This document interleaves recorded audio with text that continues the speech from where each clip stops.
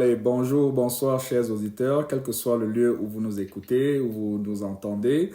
Aujourd'hui, c'est un nouvel épisode de votre podcast Ton histoire compte. Alors, je vous rappelle que notre objectif, c'est de donner le narratif de la communauté subsaharienne vivant aux États-Unis. Et nous avons le privilège d'avoir commencé ce podcast avec la communauté subsaharienne francophone. Alors, vous pouvez écouter tous nos épisodes sur notre podcast. Et aujourd'hui, nous avons l'honneur et le privilège de recevoir un de nos confrères du nom de Lionel, qui est arrivé aux États-Unis depuis longtemps.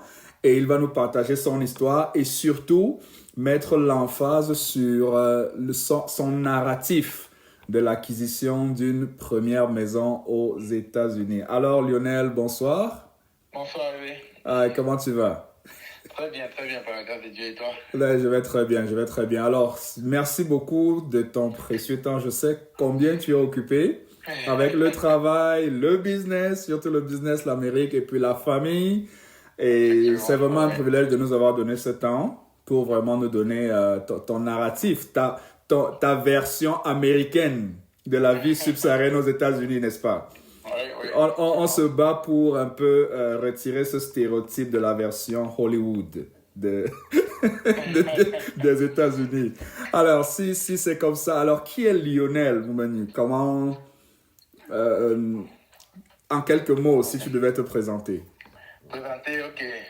Lionel Moumeni-Ngale, ça fait bientôt, je suis arrivé aux États-Unis en décembre 2007. Décembre 2007 que je suis arrivé aux États-Unis. Je suis marié et père de 3 enfants. Waouh, félicitations. Ouais. Oui, alors comment vous êtes arrivé, comment tu es arrivé aux États-Unis? Parce que je sais que pour ceux qui sont là, nos histoires sont toujours différentes. Et pour ceux qui sont en train de venir, ils aimeraient bien explorer une version diversifiée, n'est-ce pas? De comment est-ce qu'on est arrivé. J'ai eu des personnes qui sont venues retrouver leur conjoint, d'autres qui sont venus pour les affaires, d'autres qui sont venus par la carte verte. Il y a tellement de... certains qui sont venus comme enfants avec leurs parents, oui. Bon, moi, je suis arrivé avec un visa étudiant. Oui. Je suis arrivé aux États-Unis comme étudiant. Mes parents, ma mère qui joue souvent à la carte verte, la green card, oui. Elle a gagné l'année où j'avais déjà 21 ans. Oh. Donc, du coup, je ne faisais pas partie du lot. Ils sont arrivés, mais bon, par la grâce de Dieu, j'ai appliqué pour une école, Bowie State University. J'ai eu l'admission là-bas et je suis arrivé ici la même année que le reste de la famille. Wow, ça c'est formidable. Ils sont venus ensemble, mais ils étaient là avec la carte verte et moi j'étais là avec un visa étudiant. Oui, est-ce que tu peux clarifier un peu le concept du parent qui a la carte verte et l'enfant peut venir avant 21 ans? Parce que ça peut être un aspect qui est un peu flou quoi, pour ceux qui nous écoutent.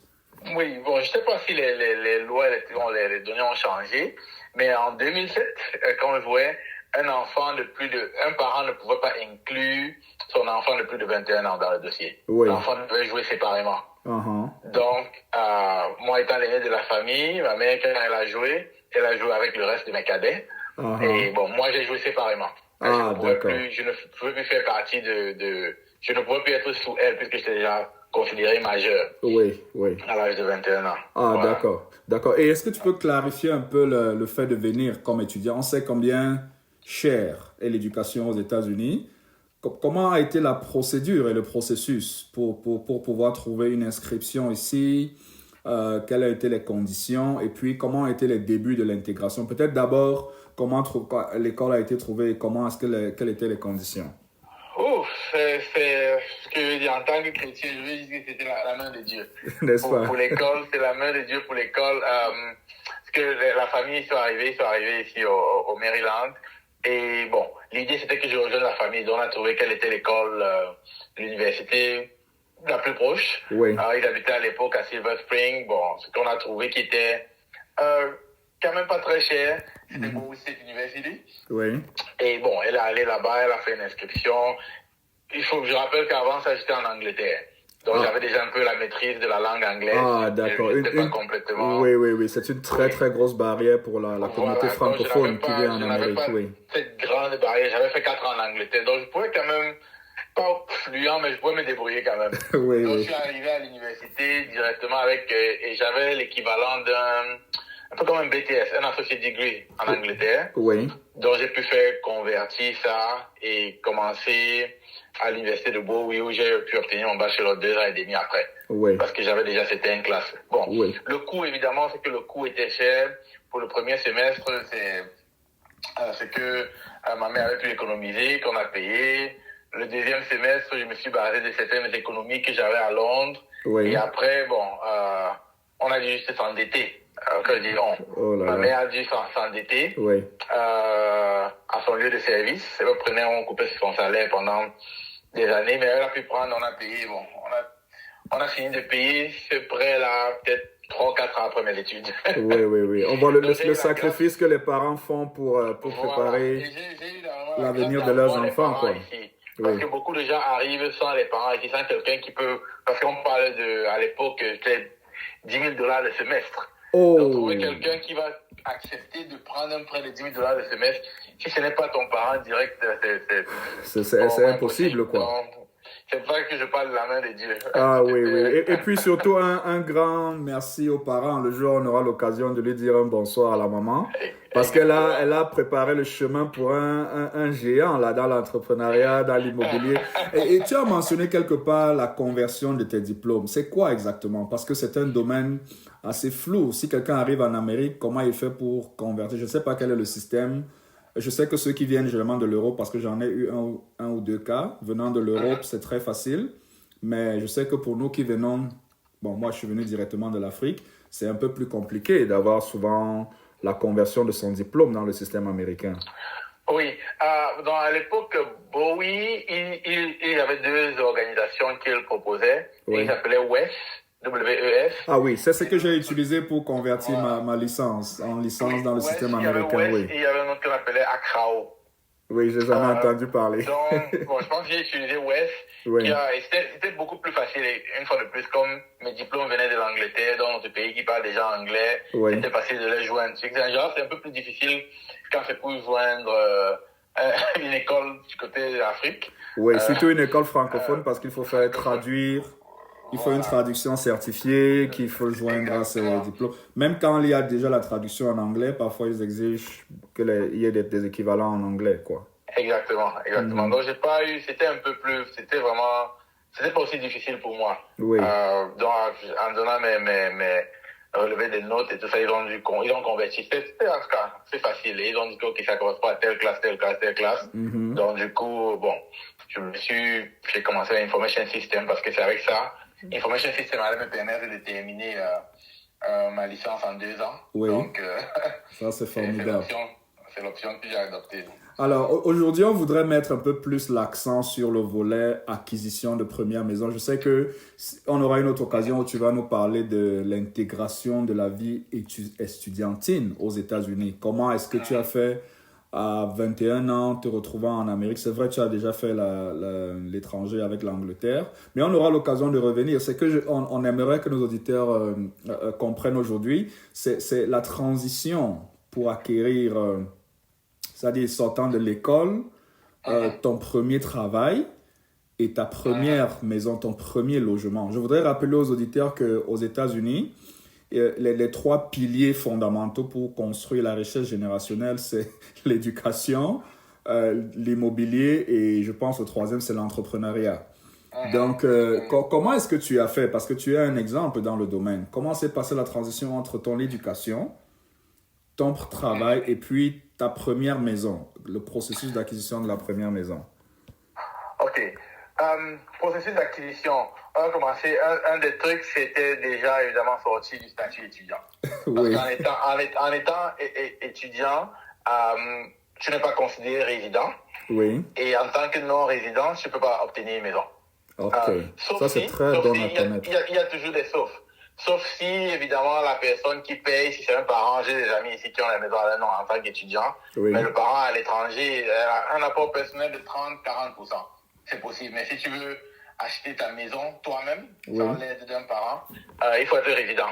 Ou avoir alors au moins 25 à 30% du prix de la maison. OK. Bon, donc pour moi, la première étape, c'était de sortir. Donc, pour revenir un peu sur l'immigration, quand ma mère a pris la nationalité, on a donc fait ce qu'on appelle un regroupement familial. Oui. Donc, un regroupement familial où j'ai maintenant demandé à avoir la carte verte sous mes parents. Oh. La condition, c'était qu'il ne fallait pas que je sois marié. Ah, ok. Bon, il s'avère que l'année où on m'accordait cela, c'est l'année où je comptais me marier.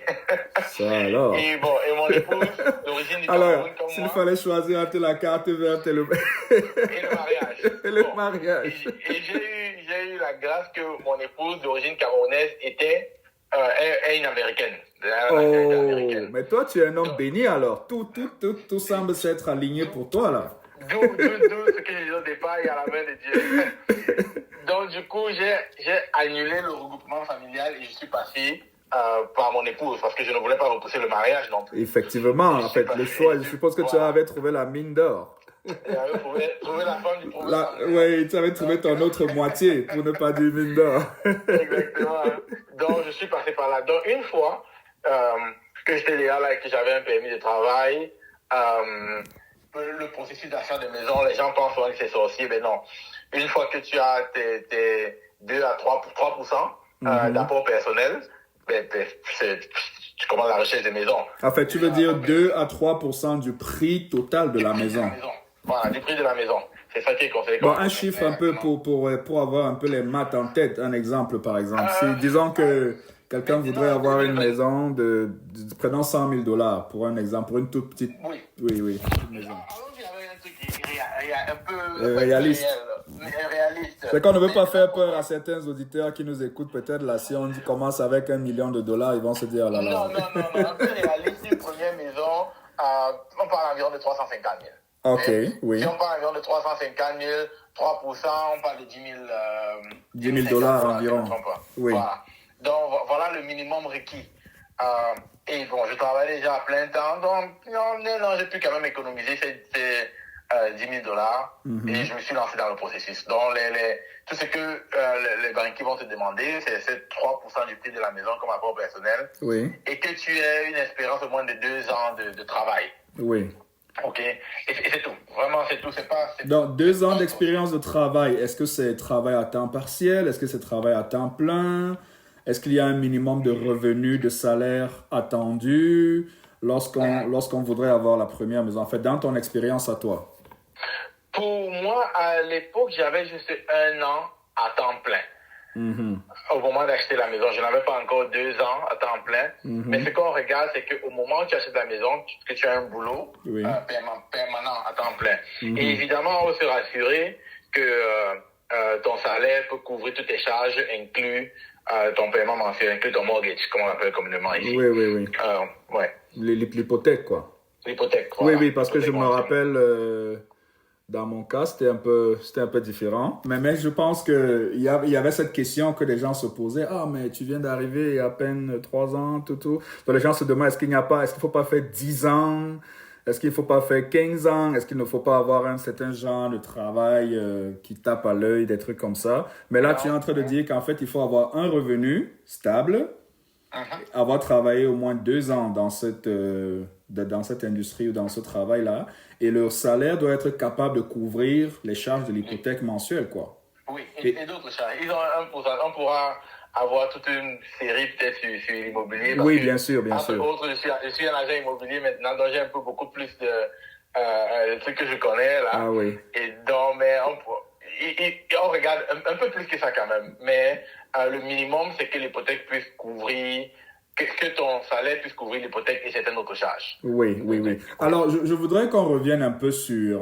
parce qu'on peut juste dire, mais il est arrivé étudiant et puis pourquoi il achète... Alors, quelle est la différence entre quelqu'un qui est en location et une personne qui est propriétaire de maison aux États-Unis? D'après ton expérience, d'après ce que tu as observé, quels sont quelques avantages de faire cette transition-là, étant dans un pays comme les États-Unis? Un des avantages premiers, c'est que la maison prend de la valeur, en général. Il peut y avoir une crise immobilière ici ou là, mais la maison prend de la valeur. Quand on regarde tout prend de la valeur. Quand on regarde, je dis souvent, à l'époque, nos parents achetaient peut-être un morceau de pain à 50 francs. Maintenant, un morceau de pain coûte peut-être 250. Parce que tout augmente. Les maisons la maison dans laquelle je suis maintenant, ça fait 7 ans déjà que nous sommes dans cette maison. Et elle a pris de la valeur. Oui, donc, et je voudrais te remercier aussi. Je voudrais juste aussi clarifier pour nos auditeurs que c'est toi qui es l'agent immobilier qui nous a aidé à acheter notre maison. Et tu te rappelles, on l'a pris en novembre 2019, mais j'étais ébahi de regarder les derniers chiffres. En fait, je me suis dit, mais c'est incroyable, ces mathématiques de l'immobilier, quoi. Comment la maison prend une valeur, c'est juste incroyable, quoi. Oui, et ça prend toujours de la valeur. Et parfois, les gens se plaignent qu'on est entre les taux d'intérêt sont élevés. Bon, quand tu payes le loyer, tu payes 100% de taux d'intérêt. Pardon. Parce que le locataire, le propriétaire, récupère tout l'argent. Oui. Pourtant, quand tu es dans ta maison, oui, c'est vrai, il y a certaines charges dont tu es responsable, évidemment. Mais à long terme, c'est un très grand avantage. Oui. Très grand avantage. D'ailleurs, avec la valeur de la maison que ça a pris, j'ai pu emprunter cette valeur ajoutée sur la maison pour pouvoir investir dans notre maison, dans l'immobilier. Wow. C'est-à-dire que tu as pris de la valeur ajoutée comme cash pour aller acheter une autre maison. Exactement. Oh là là, ça veut dire que tu vas donner l'envie aux gens de... Tu vas donner l'appétit d'investir dans l'immobilier, là. Alors, il y a une autre question et je parlais l'autre jour avec un confrère du Cameroun il était très fier, il a construit sa maison au Cameroun et tout. Et quand nous sommes arrivés en Amérique, j'ai beaucoup entendu cette petite conversation. Est-ce qu'il est préférable d'être propriétaire immobilier d'abord aux États-Unis, c'est-à-dire avoir d'abord le chez-soi ici, ou bien d'abord construire 2, 3, 4 duplex au pays avant de dire, bon, ici c'est l'Amérique, peut-être ce n'est pas mon pays, ainsi de suite. Quel conseil donnerais-tu à quelqu'un qui est en train d'hésiter ou qui se dit, c'est une erreur d'acheter une maison d'abord en Amérique, il faut d'abord construire quelque chose au pays, surtout qu'on sait que la plupart du temps, pour ceux avec qui on parle, c'est généralement une sorte de façon de montrer à ceux de l'autre côté que non, ici, là, les choses vont très, très bien quand on a un petit palace au pays. Qu'est-ce que tu dirais par rapport à ça? Bon, ça, c'est un truc vraiment personnel parce que chacun a ses objectifs. Chacun a ses objectifs.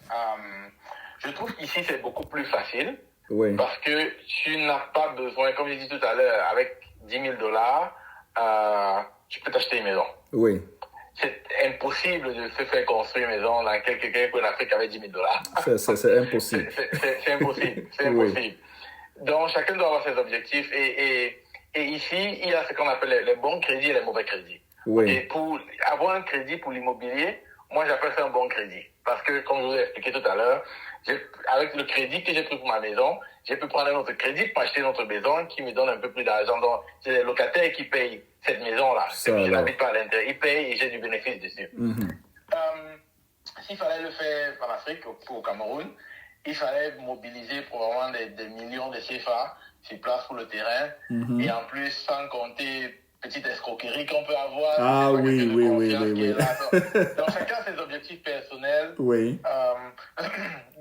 Pour ma part, je le fais ici. Quand j'aurai assez d'argent que je suis prêt pour aller, je peux aller, un terrain sur lequel je peux aller construire. Mais bon, je suis ici pour le moment. Oui. Et la famille est ici, les enfants sont ici. La famille est ici. On a de la famille là-bas. Quand on va en vacances, on va chez quelqu'un. Oui. Bon, vraiment, c'est personnel. Il y a des gens qui peuvent dire que, OK, je suis aux États-Unis pour 10-15 ans et après je retourne m'installer au Cameroun. Oui, et tu soulèves un point important, c'est que nous ne sommes pas, en fait, nous n'avons pas tous le même statut aux États-Unis. Certains sont là avec des contrats de travail de 5 ans, 10 ans, donc ils ont mentalement la perception qu'à tout moment, ils pourraient rentrer, n'est-ce pas? Alors que certains qui sont venus avec la carte verte, qui sont même déjà résidents, citoyens américains, avec toute leur famille, ils ont plus la perspective c'est notre nouveau chez nous ici. Et il faut s'intégrer dans le système économique, il faut préparer les générations futures, les enfants qui viennent après nous, à avoir une certaine stabilité déjà préparée pour eux, quoi. Je voudrais juste clarifier cela pour ceux qui nous écoutent. Alors, si tu devais donner un conseil à quelqu'un qui voudrait être propriétaire immobilier aujourd'hui, qu'il vienne d'arriver aux États-Unis ou qu'il soit là depuis 5 ans ou 10 ans et qui n'est pas encore en possession de sa propre maison, qu'est-ce que tu lui dirais? Je dirais de ne pas penser que c'est pour... que c'est pas sorcier d'avoir une maison. J'ai des clients, ça fait 2 ans et demi exactement qu'ils sont aux États-Unis. Ils ont acheté une maison il y a 2-3 mois. Oui.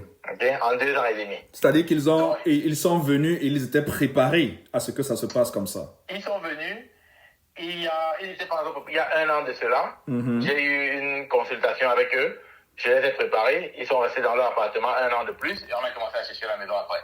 C'est impressionnant. Okay? Donc, ils n'ont pas, ça fait pas 5 ans qu'ils sont aux États-Unis. Oui. Ils sont déjà propriétaires de maison. OK? Et donc, il y a juste des trucs qu'il faut se préparer. En plus du financier, il faut se rassurer d'avoir un bon crédit. Oui. Je pense que j'ai suivi d'autres podcasts avec d'autres personnes qui parlaient de comment garder son crédit, un bon crédit. Ça compte beaucoup. Énormément. Ça compte beaucoup. Donc, c'est vraiment pas... C'est pas sorcier. Il faut... Je me dis que beaucoup de gens qui arrivent ici ne font pas certaines choses par manque d'informations. C'est la raison pour laquelle je participe à ce podcast et j'apprécie de suivre les histoires des gens parce il suffit juste d'être informé. Oui. Et les gens vont vous donner juste les informations qu'ils connaissent. C'est vrai qu'il y a des gens qui vont choisir de cacher des informations, mais je conseille toujours aux gens de prendre autant d'informations qu'ils veulent à tout le monde. Et maintenant de faire une synthèse de ces informations et de décider ce qu'ils vont faire. Oui. Quelqu'un qui n'a jamais acheté de maison ne va pas vous parler d'achat de maison. Effectivement. Parce qu'ils ne savent pas. C'est pas parce qu'ils ne veulent pas que vous achetez, c'est parce qu'ils ne savent pas. Donc, c'est le conseil que je donne toujours aux gens, c'est de prendre les informations. Quand tu viens d'arriver, n'importe qui que tu rencontres, prends les informations, écoute son expérience. Et tu fais une synthèse de tout le monde et tu décides ce que tu veux faire. Donc, faut pas... Pour ce qui concerne l'immobilier, c'est pas du tout ça aussi. C'est pas... Oui. Alors, et puis, juste dans les conseils qu'il y a à donner, est-ce qu'il y a une astuce, par exemple, le choix de la meilleure banque, le choix du meilleur agent immobilier ou le choix de la location?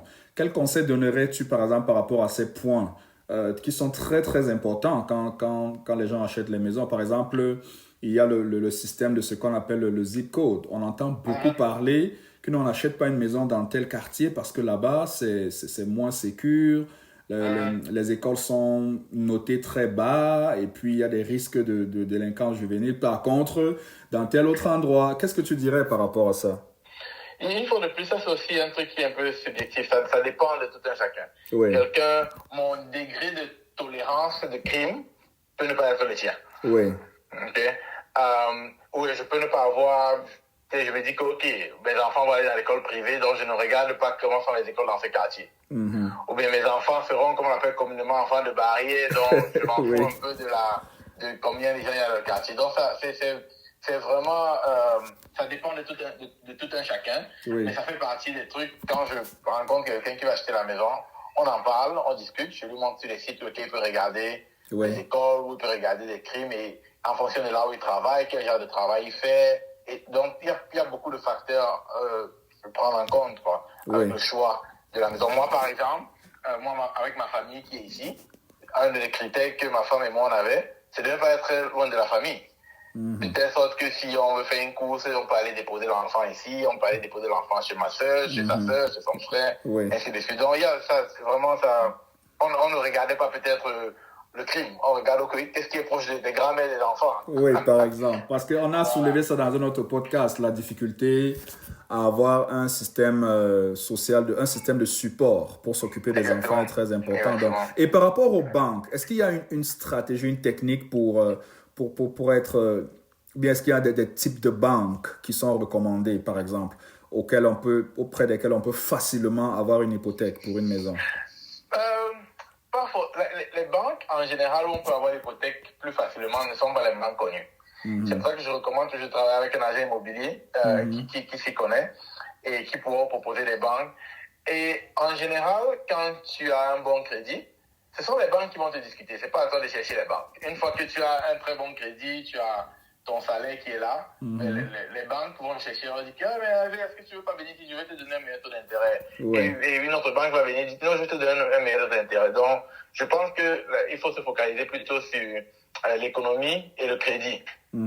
Pour la banque, il y a vraiment plusieurs banques et un agent immobilier pourrait bien vous diriger vers une banque qui va vous faire vos affaires, quoi. Donc, pour résumer, c'est que ce n'est pas magique d'être propriétaire de maison aux États-Unis.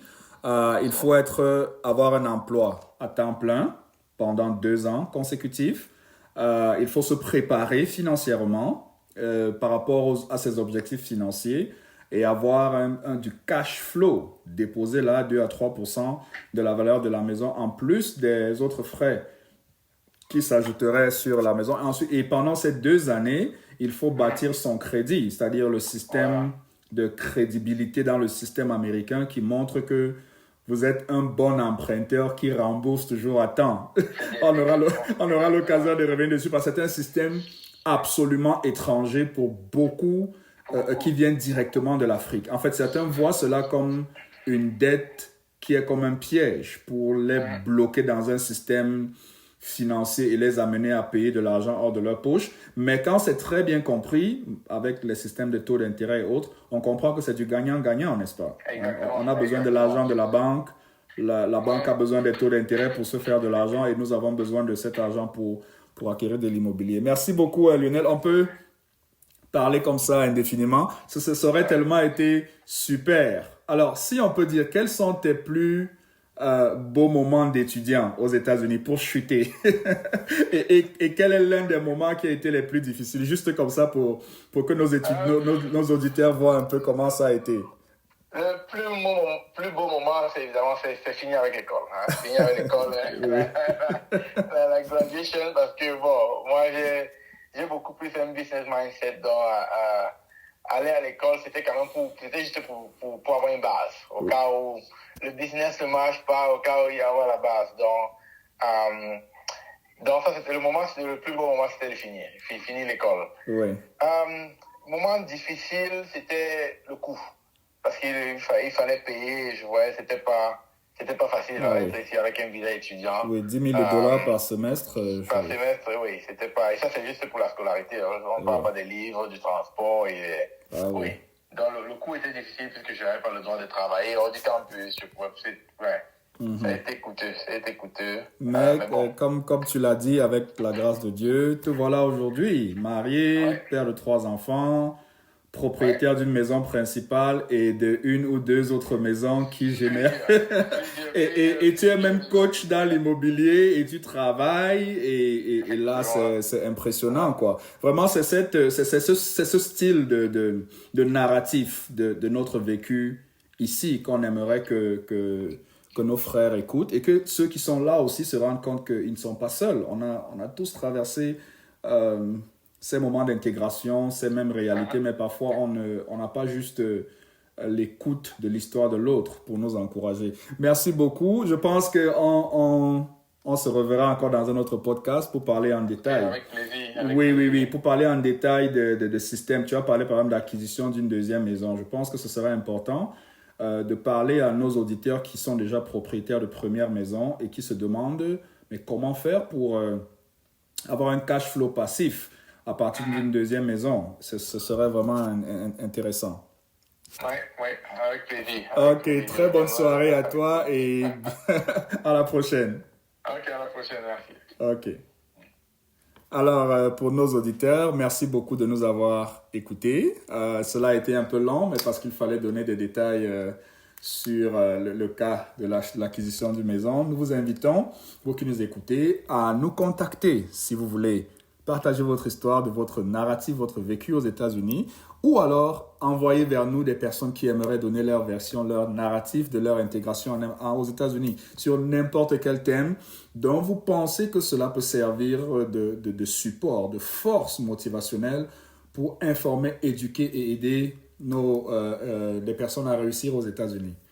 Ciao et à la prochaine.